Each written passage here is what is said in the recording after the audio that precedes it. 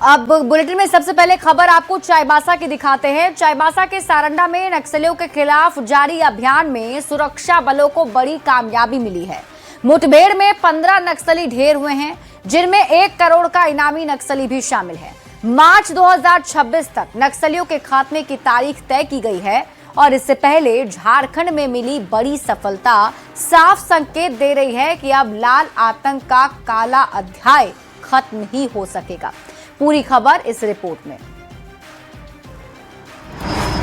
2026 बनेगा नक्सलियों के लिए काल।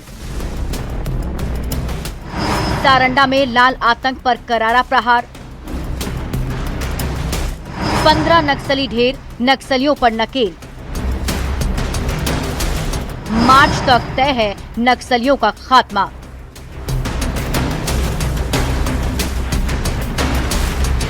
पूरे झारखंड से खदेड़े गए नक्सली अब महज कुछ ही इलाकों में सिमटे हैं। सारंडा के घने जंगल नक्सलियों का गढ़ बना है। वहां भी उन पर सुरक्षा बलों के जवान काल बनकर टूटे हैं। चाईबासा में छोटा नागरा थाना क्षेत्र के कुंबडी गांव के पास सुरक्षा बल के जवान नक्सलियों के खिलाफ अभियान चला रहे थे। उसी दौरान नक्सलियों से उनकी मुठभेड़ हो गई। इस मुठभेड़ में दोनों ओर से जमकर गोलियां चली, लेकिन सुरक्षा बल भारी पड़े। इस मुठभेड़ में 15 नक्सली ढेर हो गए। इनमें 1 करोड़ का इनामी नक्सली पतिराम मांझी उर्फ अनल दा के साथ 2-2 लाख के 2 इनामी नक्सली राजेश मुंडा और बुलबुल भी शामिल है। सीआरपी के साथ जो जॉइंट ऑपरेशंस वगैरह जिस तरीके से कराया जा रहा है, इसमें से एक चीज हम बता सकते हैं कि जो हम लोग का जो एक्सपीरियंस है, ऑपरेशन करने के एक्सपीरियंस में बहुत सारा इम्प्रूवमेंट हुआ है। इसके चलते आज के दिन में बहुत सारा अचीवमेंट्स मिल रहा है। साल 2026 में नक्सलियों के साथ पहली बड़ी मुठभेड़ है, जिसे सुरक्षा बलों की बड़ी सफलता के रूप में देखा जा रहा है। बात 1 करोड़ के इनामी नक्सली की करें तो पतिराम मांझी की मौत नक्सलियों के लिए बड़ा झटका मानी जा रही है। देखा जाए तो नक्सल की लड़ाई की बिल्कुल आखिरी दौर है और हम लोग की कोशिश है कि जल्दी से जल्दी जो लड़ाई है इसको हम लोग खत्म करें। मैं आप लोग के माध्यम से यह भी अनुरोध करना चाहूंगा कि जो कुछ युवा लोगों को भटकाया गया है नक्सलियों के शीर्ष नेताओं के द्वारा, वो लोग छोड़ें, जल्दी से वापस आएं। सुरक्षा बलों से मुठभेड़ में नक्सलियों के ढेर होने के बाद राज्य की सियासत भी गर्माती दिख रही है। बीजेपी ने इसके लिए केंद्र सरकार और केंद्रीय गृह मंत्री के साथ सुरक्षा बलों को बधाई दी, तो जेएमएम ने इसे राज्य सरकार और राज्य पुलिस के लिए बड़ी उपलब्धि बताया है। झारखंड ही नहीं पूरे देश से नक्सल समाप्त होगा और इस अवसर पर केंद्रीय सरकार और अमित शाह बधाई के पात्र हैं। निश्चित तौर पर इसमें हौसला अफजाई हम सभी लोगों को झारखंड पुलिस की करनी चाहिए, लेकिन विपक्ष से पूछिए, वो लगातार महिमा जो चरित्र हनन करते रहते हैं। मार्च 2026 तक नक्सलियों के खात्मे की तारीख केंद्र सरकार ने तय की है। इसे लेकर कार्रवाई जारी है। नक्सलियों पर नकेल कसी जा रही है और प्लानिंग के तहत की जा रही कार्रवाई से सुरक्षा बलों को बड़ी कामयाबी भी मिल रही है। उम्मीद की जानी चाहिए कि अगले 3 महीने के अंदर झारखंड सहित पूरे देश के कुछ खास इलाकों में सिमटे लाल आतंक का काला अध्याय समाप्त हो सकेगा। न्यूज़ 18 के लिए चाईबासा से रुपेश प्रधान के साथ रांची से ओम प्रकाश की रिपोर्ट। देवघर के नावाडीह रेलवे फाटक के पास आज एक बड़ी रेल दुर्घटना टल गई। गोंडा से आसनसोल जा रही ट्रेन जसीडीह से खुलने के बाद जैसे ही नावाडीह फाटक के पास पहुंची, ट्रेन का इंजन ट्रक से टकरा गया। घटना की लाइव तस्वीर भी न्यूज़ 18 के पास है, जो आपको दिखा भी रहे हैं। हालांकि घटना में कोई हताहत नहीं हुआ है, लेकिन इंजन और ट्रक की टक्कर में 2 बाइक चपेट में आ गई और पूरी तरह से बाइक क्षतिग्रस्त हो गई। वहीं रेल प्रशासन ने मौके पर पहुंचकर रेलवे लाइन को क्लियर किया, जिसके बाद ट्रेन रवाना हुई है।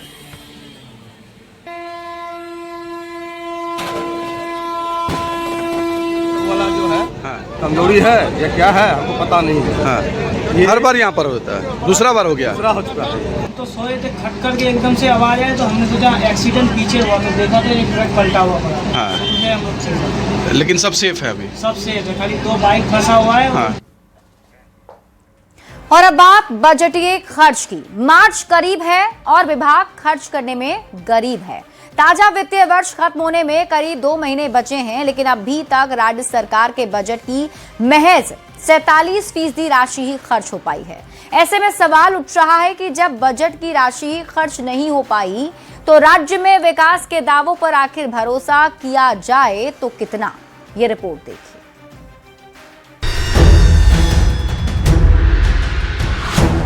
झारखंड में हेमंत सोरेन पार्ट 2 में विकास के दावों और बहस पर चर्चा मंथन का दौर जारी है। वित्तीय वर्ष 2025-26 के खत्म होने में करीब 2 महीने बाकी हैं, लेकिन अभी तक बजट का केवल 47% राशि ही खर्च हो पाया है। आवंटित राशि खर्च करने में अधिकतर विभाग फिसड्डी साबित हुए हैं। झारखंड का मूल बजट 1,45,000 करोड़ के करीब है, लेकिन वित्तीय वर्ष के आखिरी 3 महीने में भी राजस्व वसूली और खर्च करने में पुरानी तकनीक ही हावी है। इधर वित्त मंत्री ने दावा किया है कि 31 मार्च तक लक्ष्य का 85 से 90% तक राशि सरकार खर्च कर लेगी।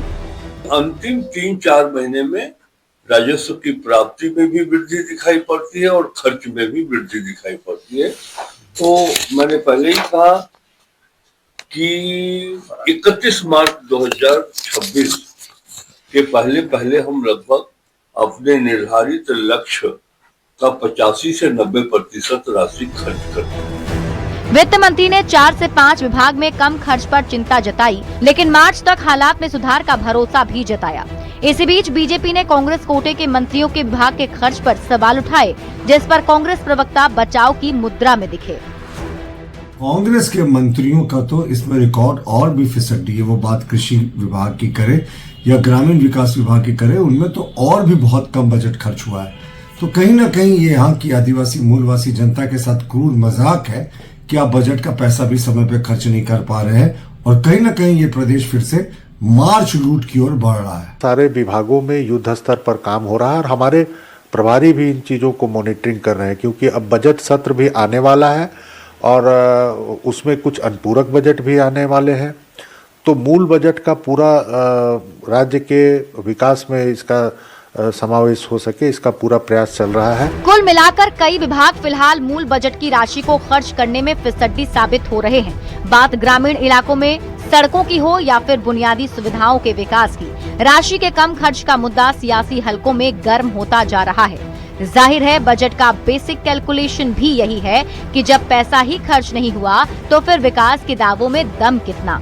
न्यूज़ 18 के लिए रांची से संजय कुमार सिन्हा और पलामू से नीलकमल की रिपोर्ट। और अब बात करते हैं आंगनबाड़ी सेविकाओं की, जिन्हें 3 महीने से मानदेय नहीं मिला है, जिससे इनकी आर्थिक स्थिति काफी खराब हो गई है। अपने हालातों से लड़ते लड़ते सेविकाएं अब सड़क पर उतर गई हैं और प्रदर्शन कर विरोध जता रही हैं। ये रिपोर्ट देखिए। आंगनबाड़ी सेविकाओं का फूटा गुस्सा, 3 महीने से नहीं मिला मानदेय, परिवार चलाना हुआ मुश्किल, बच्चों की पढ़ाई ठप, घर का चूल्हा भी ठंडा।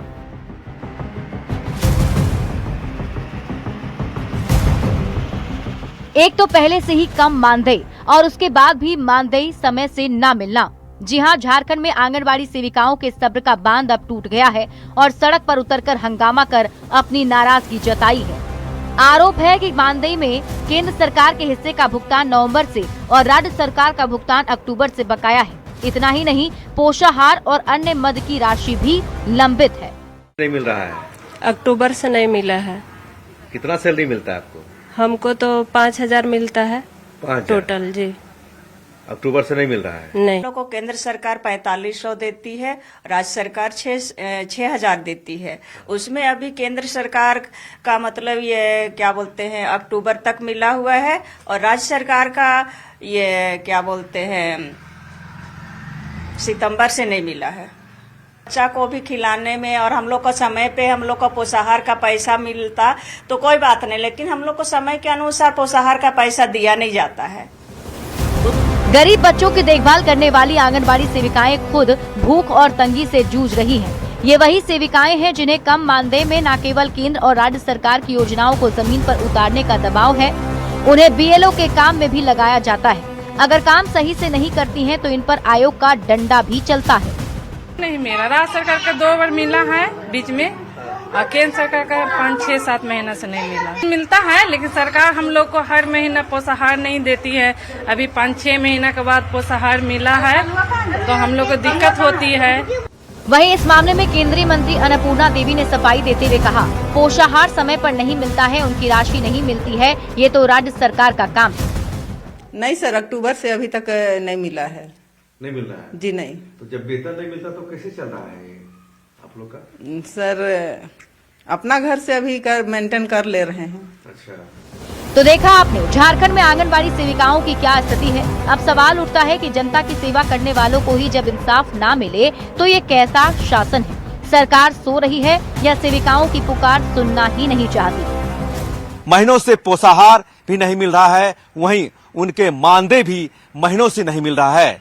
अंडे की कीमत बाजार में 9 रुपए बताई जा रही है, वहीं उन्हें 6 रुपए मुहैया कराया जाता है। वहीं पोषाहार की भी कीमत अगर हम बात करें तो बाजार से बहुत कम कीमत पर उन्हें दिया जाता है। ऐसे में आंगनबाड़ी केंद्र संचालित कैसे हो, यह भविष्य अधर में है। कैमरामैन प्रभाकर के साथ निरंजन सिंह, न्यूज 18 रांची। दावोस में सीएम हेमंत सोरेन के नेतृत्व में ऊर्जा सुरक्षा, स्वच्छ ऊर्जा और सुगम ग्लोबल डिलीवरी चेन को लेकर बैठक हुई। वर्ल्ड इकोनॉमिक फोरम के इंडिया पवेलियन में उच्च स्तरीय ग्लोबल राउंड टेबल मीटिंग के जरिए सीएम ने क्रिटिकल मिनरल्स को लेकर लॉन्ग टर्म प्लानिंग पेश की। झारखंड की क्रिटिकल मिनरल्स अपॉर्चुनिटी जियोलॉजी से वैल्यू क्रिएशन की ओर इसका थीम रहा और इस दौरान इस बात पर मंथन किया गया कि खनिज संपदा से भरपूर झारखंड को पारंपरिक खनन से जुड़ी इकोनॉमी से आगे बढ़कर प्रोसेसिंग और टेक्नोलॉजी बेस्ड औद्योगिक विकास का वैश्विक केंद्र कैसे बनाया जाए।